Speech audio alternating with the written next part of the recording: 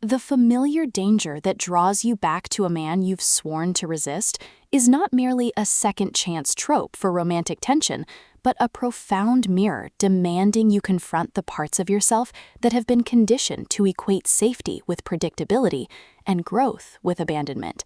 And true reconciliation requires not repeating old patterns through hopeful compliance alone, but integrating the weight of your own evolution until love becomes an act of radical discernment rather than performative forgiveness.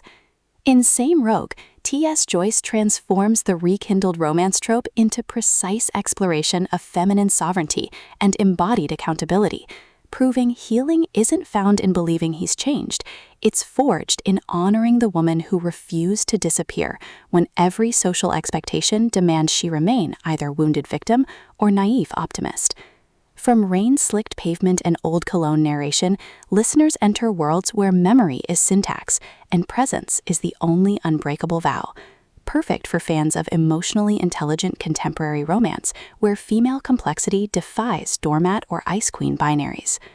When Alara Vance encounters her past lover expecting emotional detachment as armor, she discovers Julian Thorne's unexpected humility mirrors the exact suppression he's endured beneath years of performative charm, and his quiet refusal to enforce nostalgic dynamics creates space for connection defying history's gravity. Navigating shared vulnerability and buried attractions, Alara realizes this reunion isn't about erasure, but recalibration, with Joyce avoiding reducing Alara to forgiving heroine or Julian to redeemed rogue, instead crafting radical reciprocity within constraint, where trust is earned through honoring boundaries, even as longing blurs them. And audiobook narration amplifies this alchemy by capturing Alara's disciplined composure softening into clarity and Julian's guarded intensity revealing warmth beneath vigilance, making listeners feel seismic shifts of souls learning some bonds can only be reclaimed when you stop letting past define their validity.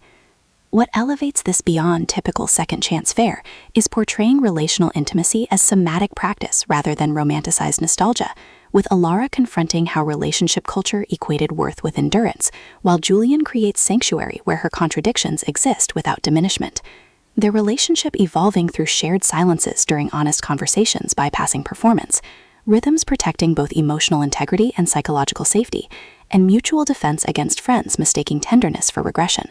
Supported by fellow survivors encoding suppressed grief, elders carrying intergenerational weight, and the city itself absorbing decades of unspoken bargains, reinforcing that in extraction-based systems, tenderness toward process is technique, and presence is sustainable resource, with apology rituals mirroring emotional attunement, and surrendered defenses becoming metaphors for earned trust.